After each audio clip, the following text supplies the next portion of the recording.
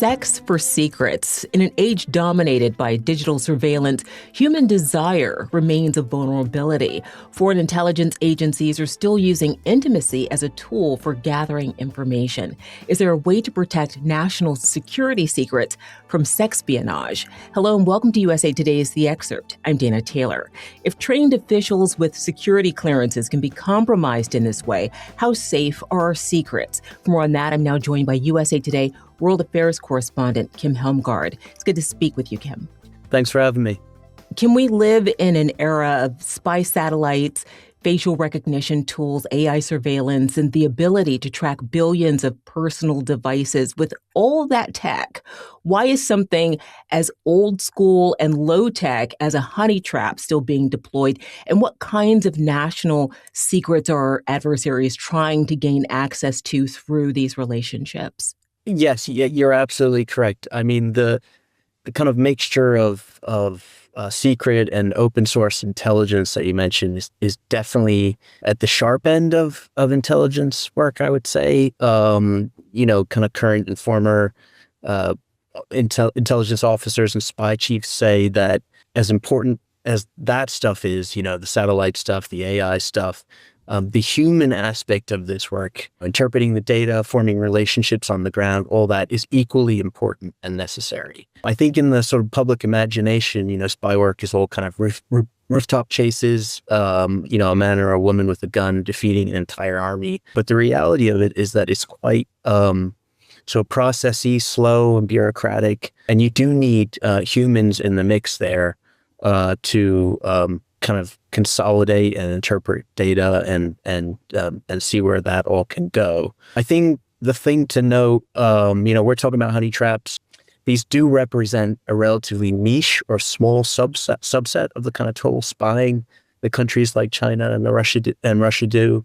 And we don't have a lot of, there's no official statistics or numbers that the intelligence agencies keep all this stuff classified. So we don't know the precise scale of it. In general, what spies who are targeting the U.S. are hoping to do, and this applies especially to China, is they're trying to do what's called technology transfer.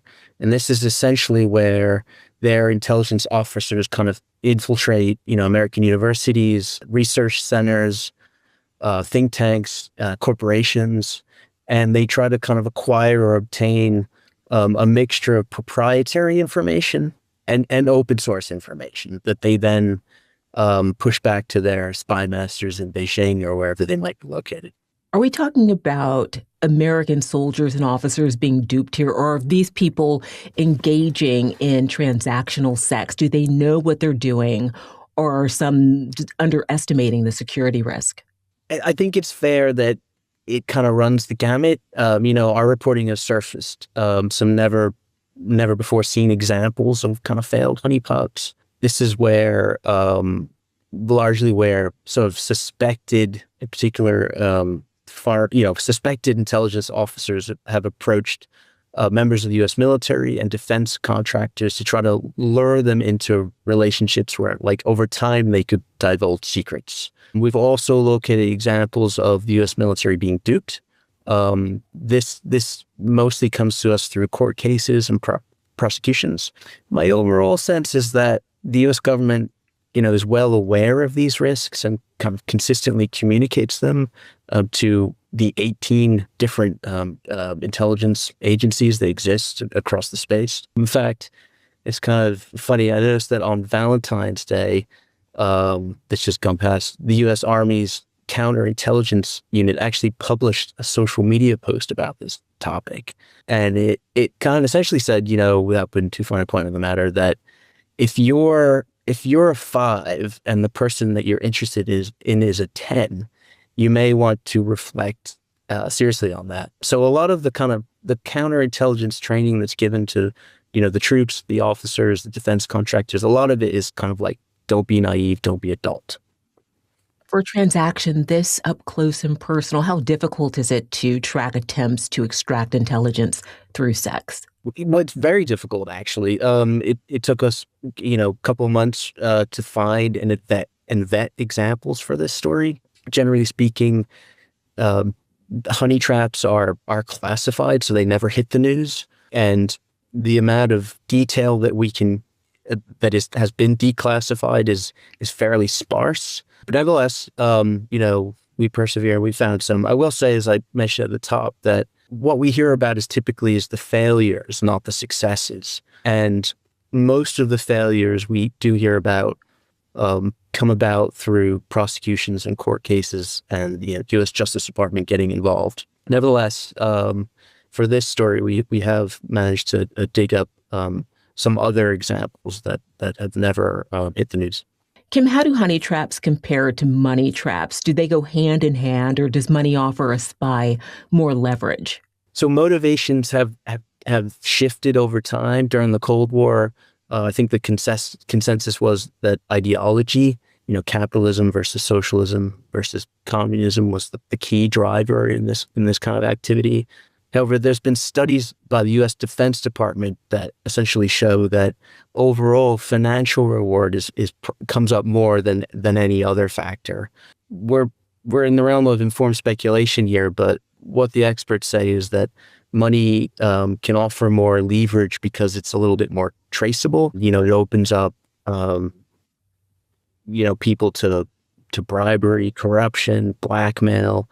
So, with seduction or intimacy, there's also concern that the quality of the information that comes out of these sort of attempts is not necessarily as robust. Are these tactics primarily confined to diplomatic circles or soldiers deployed overseas? Are we seeing cases of sexpionage happening here in the U.S. or even within the Pentagon itself? So most of the examples that we've look at the U.S. military and defense contractors.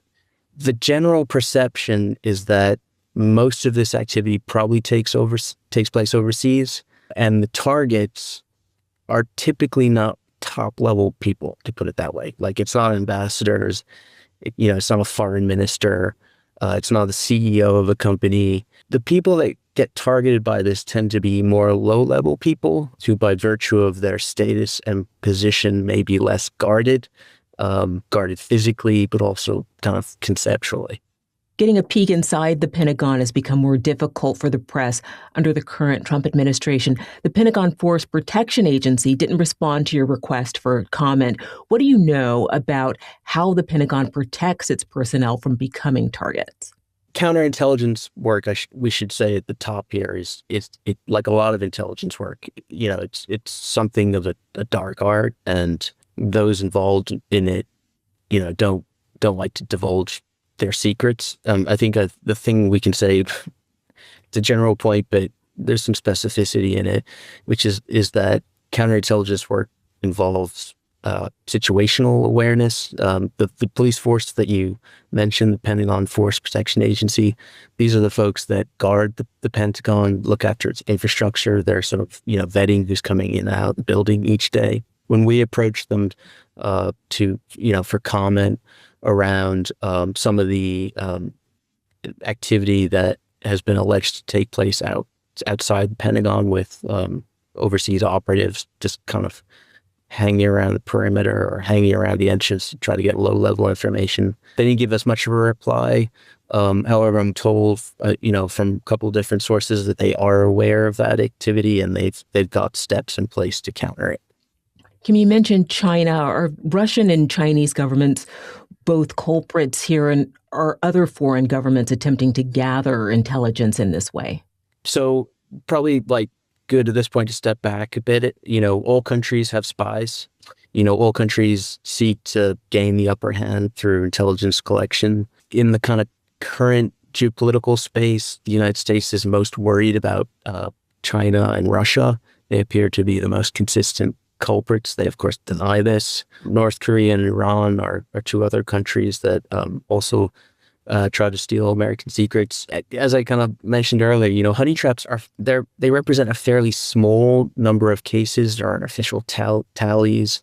A lot of the world's kind of STEM research, scientific technological advances do take place in the United States. So it kind of stands to reason that a country like China, which is battling the U.S. for kind of like superpower, supremacy. China, which has about 3 times the volume of intelligence agents as the United States, it stands to reason that they would kind of operate widely in the U.S. Just to get more concrete for you, one former head of a major intelligence agency in the United States told me that the Chinese currently send about 30,000 LinkedIn messages every hour to sort of engineers, coders, Silicon Valley types, all the kind of brain trust in America, hoping that there will be some people that respond and that eventually kind of get lured to conferences in China